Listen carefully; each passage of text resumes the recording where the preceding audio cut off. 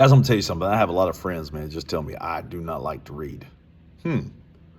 I think it's hard for me to believe. I've been a reader, but not always of novels and stuff. In high school, man, I was getting Cliff Notes. I'll be honest with you. I didn't care anything about all that.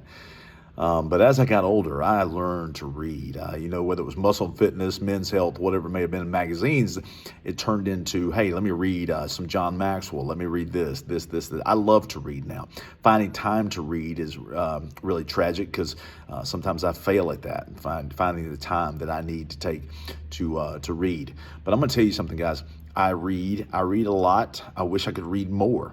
I listen to audiobooks when I'm driving.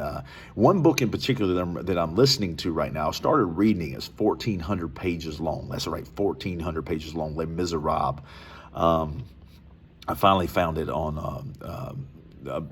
an app that I have, the audiobook app that I have, and Amy kind of got me on that app, and I'm listening to books when I drive. It helps me get some reading in, get some things in my brain, and so I love to read. I do, and I love, and this Les Miserables has just absolutely changed me because I've seen the play several times, and I'm just like, what in the world is, this can't be the whole story. It's great. It's a wonderful play. It's wonderful, wonderful, wonderful.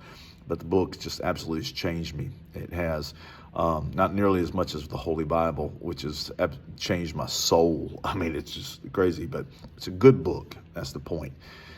But I want to say this. A lot of people haven't read anything since college. A lot of people haven't read anything since high school. Maybe they didn't even read hardly anything in high school or middle school. But here's the thing, guys. People are always reading you. It's unfortunate because, man, we're not always going to be at our A game. We're not always going to be acting as like we should. But I just want to give you the warning that, especially with Christians, they're watching you and they're reading you. Okay? And if you're always ill, you're always angry, and you're always a punk, and you're always a jerk, they're going to recognize that. If you're not kind to them, if you're not an encourager, and sometimes we're just not going to feel like it. I get it, but man, if you don't watch this, see, what we are reflects on who Christ is. All right, you say, well, that's not fair. Christ is so much, absolutely, Christ is so much better than us. He's so much more wonderful, more beautiful, more caring, more encouraging, all of those things. He's so much more than that. He's so much more than us. But the thing is, people are watching us. They don't get to see Jesus, but do they see Jesus in us? That's the key. That's the greatest witness.